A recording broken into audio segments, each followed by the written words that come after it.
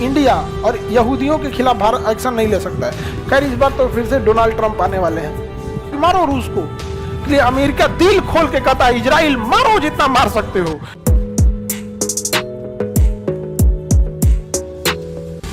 इधर वाला ईरान क्या हो गया, ईरान समझ में आ गया कि नहीं आ गया? ये छोटा वाला कुवैत हो गया, ये वाला ईरान, ईरान हो गया। अभी तो बड़ा डिस्टर्ब चल रहा है ईरान। ये हो गया इराक। इन दोनों के बीच युद्ध हो गया। क्या हो गया था? युद्ध। इस पे एक मूवी भी बनी थी, एयरलिफ्ट। अक्षय कुमार, सद्दाम हुसैन उठा तो हमला कर दिया किसके ऊपर?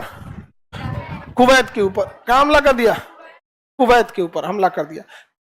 तेल का डिस्प्यूट था, और दूसरा क्या था कि ये इन लोग में आपसी कुछ डिस्प्यूट रहते हैं यहाँ पे। तो सद्दाम हुसैन हमला कर दिया किसके ऊपर?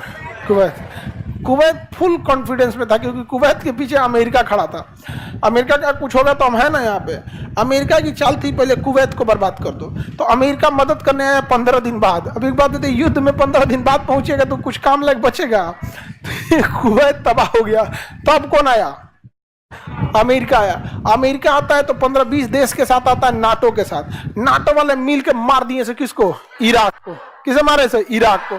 और कुवैत को कहे हमसे हथियार खरीदो, तो हथियार किसको बेचा? कुवैत।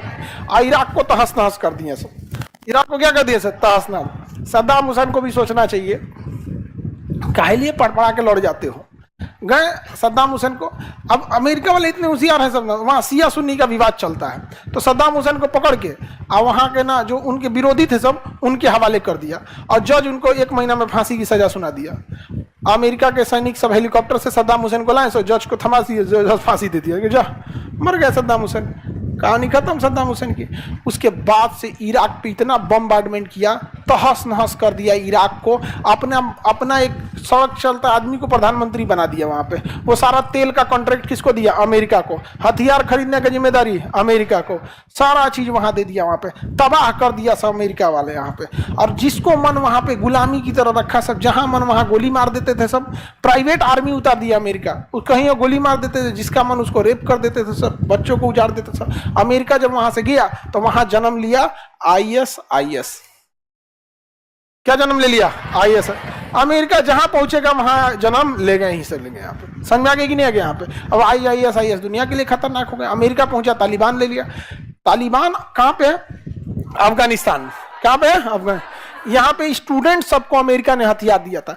स्टूडेंट जो होते हैं एजुकेशन के लिए आते हैं। एजुकेशन को उर्दू में ना तालीम कहा जाता है। क्या कहा जाता है? कहा तालीम हासिल कर लो। तो तालीम हासिल करने वाले क्या है? तालिबान। अमेरिका ने हथियार किसको दिया? तालिबान। कहा कि मारो रूस को, क्योंकि पहले इस पे किसका कब्जा था? रूस का। तो अमेरिका ने हथियार दिया, रूस को भगा दिए सब। हथियार ज्यादा हो गया था, तो कहा क्या करेंगे इसका?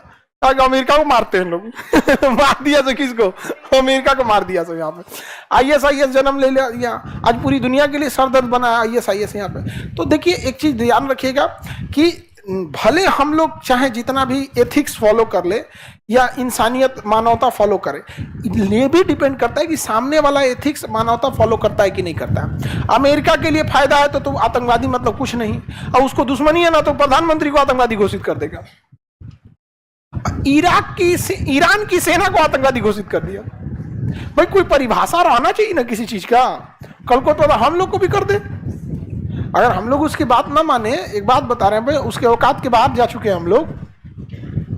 अमेरिका भारत के खिलाफ जो भी एक्शन लेगा ना, अमेरिका कभी भी ना इंडिया और यहूदियों के खिलाफ भारत एक्शन नहीं ले सकता है, क्योंकि अमेरिका के इलेक्शन में सबसे ज्यादा चंदा देते हैं सब तो ज्यूज, यहूदी।